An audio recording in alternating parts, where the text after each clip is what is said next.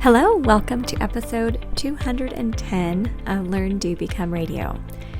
If you feel guilty taking time for yourself, what I'm going to share on today's podcast, I believe, will change everything. And I know when I say the word everything, you're thinking, really, April? Everything. But when you change a filter that you've put on your decisions and your life and your tasks and your projects and all that, it really does. It changes everything. So let's dive right in. So I have a question to start out. Are you the kind of person who puts everyone else before yourself? Now, it's admirable in many ways, right? You are probably described as caring and compassionate, unselfish, thoughtful, etc.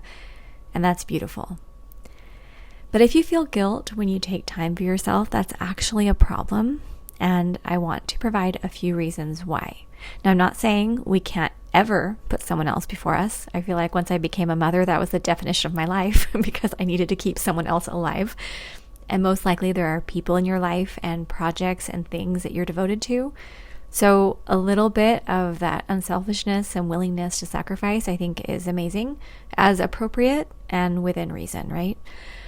But here are a few reasons why it's a problem if you actually feel guilty when you take time to replenish. So number one, you're going to become depleted. We've all heard that we can't give water from an empty well, and we've all heard the oxygen mask analogy. And you know in your heart that self-care is essential. In fact, you probably tell the people you love, oh, take care of yourself. Oh, get some rest. Don't work too hard, right? But if you feel guilty or think it's being selfish to do so, then you probably won't actually take care of yourself.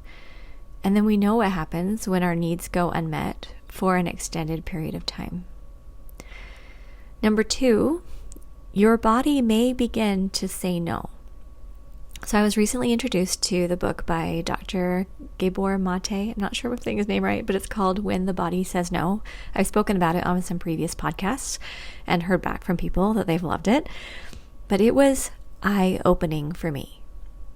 The premise is that the characteristics that people are most often championed for possessing, like being super kind and doing things for everyone else and never putting their own needs first, things that you'd write in someone's obituary, for example, those are the exact characteristics that lead them toward chronic disease. Now, you can read the book and listen to his YouTube videos or social media videos and form your own opinion, obviously, but this really resonated with me, and I've been making some significant changes in my life to combat this. Okay, third reason it's a problem if you feel guilty is you're going to act out of resentment instead of love. And maybe you haven't experienced this, but as I've looked at my health issues over the past few years, I've spoken about them quite often here on our podcast, I firmly believe that they were based on the fact that I was doing a bunch of things out of obligation and not because I really wanted to do them. There was a lot of anger that hid below the surface, and because anger and resentment were fueling a lot of my tasks and routines, it was nearly impossible to create out of love. And I still did as much as I could. Like this podcast literally was like my creation out of love. But doing it often caused more stress for me because it decreased the amount of time I had then to just rest and replenish in other ways. And Eric and I have had some pretty honest heart-to-heart discussions lately. And while it's been very painful in some ways, and I inadvertently caused pain in some other people as I processed my emotions, because I just wasn't clear enough that I wasn't blaming them or I wasn't as gentle or put together when I had the discussions, I think I'm on a good track now, and I've just decided I'm not doing that anymore. So here's the one sentence perspective that changed everything for me, and I believe it will change everything for you. If you are taking time for yourself and you feel guilty about it, you are probably doing something right. Okay, I'm going to say it one more time because this is not something that you really ever hear. If you are taking time for yourself and you feel guilty about it, you are probably doing something right. So I keep that thought at the back of my mind now. And I can't tell you how much healthier I'm feeling. My rashes are gone. I'm healing all of my digestive issues naturally. I'm actually sleeping through the night for the first time in over 20 years. It's been so weird. Like, I wake up and I thought, oh my gosh, I've been sleeping for like over 7 hours. I never do that. I usually get up in the middle of the night, and I did a lot of my learning in the middle of the night. I turn on my audiobooks and I listen to all these different courses. And anyway, I have done so much learning in the middle of the night, but now I'm actually sleeping and I feel more hope about my future. And yes, our stage of life has also changed, so I'm sure that's helping too. But the thing is, even though I could have taken more time for myself in the past several years, I didn't do it nearly as often as I could have, because I still believed that me working so hard, right, and doing everything for everybody was proof that I cared about people and God, and proof that I mattered. So I still put forth quite a bit of effort each day. Like, I have my work hours. I'm sitting at my desk right now and I've got my projects and things I'm working on, and it's my time, to be able to invest in our company and our family, and I've got all these things I'm still doing. But I've taken my foot off the gas in areas where it really doesn't matter. And I've changed the way I see the world. And personally, I've connected closer with my higher power, and I use my alignment with my higher power as evidence of my success. So as I look at things, and if I hear people saying, oh, you need to work faster, you need to do more, you're leaving money on the table, you're not doing enough, I hear all this all the time. I've kind of silenced those voices. So I've been spending less time listening to the people who are telling me how fast I should be going, because I don't want to do that anymore. So I hope this helps you today. And a lot of times when people are interested in our programs here at Learn, Do, Become, they hesitate because it feels wrong to invest time and energy and money in themselves. And of course, I don't want you going into debt or spending money you don't have. But if you could take the time to come into either 4 weeks to finish starting September 7th, or a STEP program at some point, or even our RISE membership, if you want to come in and get organized and build your command central and architect your life where you wake up excited and go to bed content, you're going to take a burden off your shoulders. And if you know it would serve you, then I hope you'll make that choice. And if you feel a little guilty while you're doing it, like, you have the resources, you can do it, you can make that decision, but if you feel a little guilty, you're probably doing something right. Anyway, that thought has changed so much for me. And even now, when I think like, oh, I'm going to go eat my lunch outside in the sun and listen to a podcast, and then this little voice will say, well, April, you could get more work done. You could go do this. You could do all that. You could make that phone call. You could write all these things. And then I think, no, if I feel a little guilty doing it, that's probably what I need right now.